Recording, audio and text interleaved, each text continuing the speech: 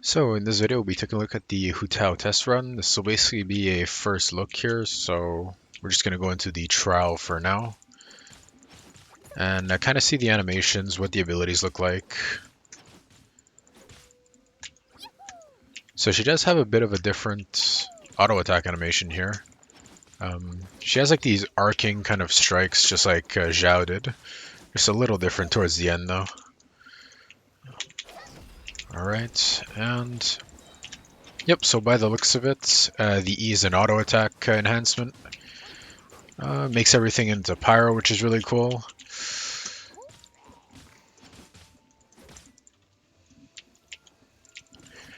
The only thing I would say about that, though, is that since Chongyun's on this same banner, if you're using the Chongyun E to buff up her auto attacks with the Cryo buff, I don't think it's going to actually stack with the Fire buffs. So just something to keep in mind if you're rolling for Chongyun too.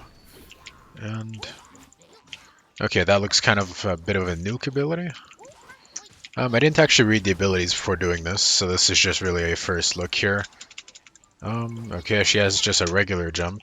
And I'll check the energy recharge after, but the energy recharge on the alt there was really fast. We'll just stay in here a little bit longer.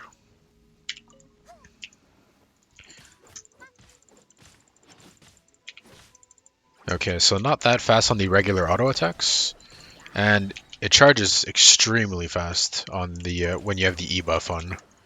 And it looks like the damage is increased by a ton also. So yeah, the charge is pretty insane. So basically, you just want to spam your E and be in E form most of the time by the looks of it, because I'm doing it often so that you can see, but the ult's basically coming back instantly as soon as you proc your E here, then just keep on nuking them. The ult doesn't seem like it does an absurd amount of damage, but her damage probably comes from the actual auto attacks instead. So it's not really the end of the world here. And she does little to no damage on the regular physical autos. So what we could do here is just look at the attributes here. She only has 1300 attack with the okay, with the big HP pool. So that's kind of what we were looking at before. And yeah, she is using the Staff of Homa, which is on the weapon banner. Of course, that was going to be the best weapon for her. With the crit damage main stat here, if we look,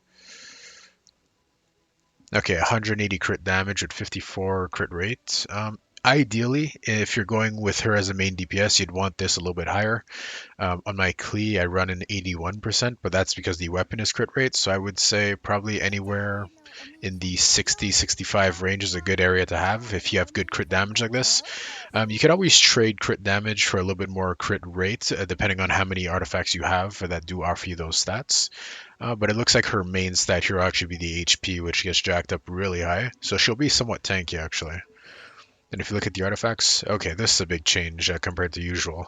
Normally we have the artifacts all at purples, which is, okay, they don't let you see them either. That's weird. I don't know if this is the case all the time because I don't normally go this in depth in the actual test area, but they have a four-piece pyro here. The attack doesn't look like it's increased that much. Okay, we could see this here. Okay, they mainly have crit rate and crit damage, so they gave you decent artifacts here. Only 35% energy recharge, keep in mind, so not that much. So the alt recharge that you're seeing is basically going to be good enough if you just have base stats, because only at plus 35%, the rate that it was charging at, you'll be able to get it back instantly regardless of your energy recharge. Pyro damage bonus. Okay, so they have a pyro damage goblet on there, so the one you see floating there, pyro damage for sure. Unless that's her main stats. Yeah, we can't actually see what it's like to level her. But with the pyro damage, she either has a pyro damage goblet or it's built into her kit. So similar to a character like Klee, which I believe gets pyro damage. Hu Tao might also. Now, if you go to these constellations here, well, this parameter ability, what's that? Um, Okay, so the Paramita State is the E, and then the Spirit's Soother is the alt. So while she's in E form, does charge attacks do not consume stamina? That's pretty crazy, but the charge attacks, I'm not sure how much stronger it was going to be, because if you look specifically on polearm users, they attack very fast. So using a charge auto might actually be less efficient. Because you're using the time for the animation as opposed to just maybe auto attacking 3 times, especially with the numbers you were putting out in E form. It might just be better to auto attack regularly. And increases Blood Blossom damage, 10% of Hu Tao's max HP. So her second constellation here scales off the max HP also. Um, Additionally, Spirit Soother will also apply Blood Blossom effect. And if we take a look, Blood Blossom here is probably something to the kit here. That's again an E state buff. Okay, this is again a booster Pyro damage. This is just a regular attack. There aren't really any passives on there.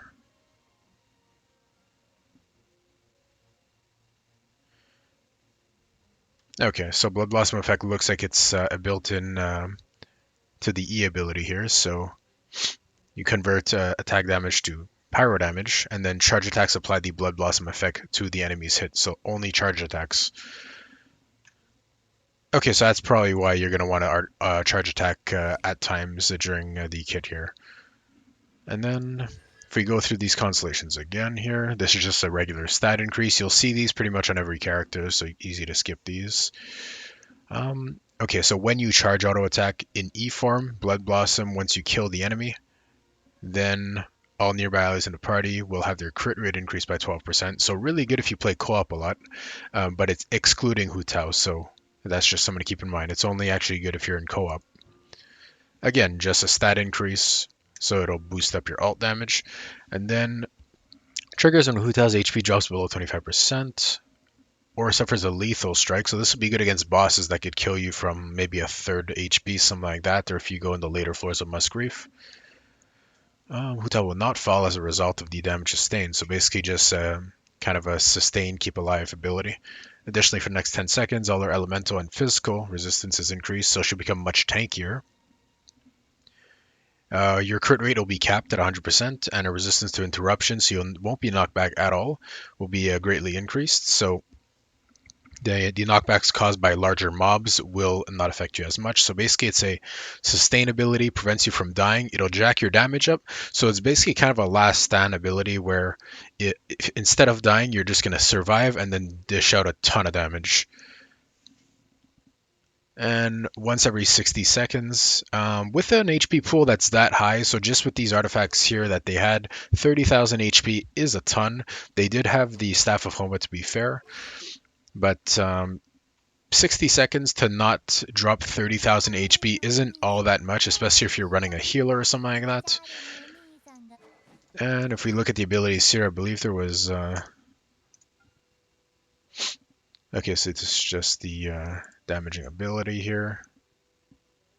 Yeah, that's what I remember seeing. So there was an HP regeneration here. So the lower HP you are, the more HP you're going to actually get back. So you have a built-in heal ability on your alt. We saw how fast the alt came back up with very low energy recharge. So just something to consider with this character. It'll be a very strong character for sure. I'm just going to look at the actual charge attacks here.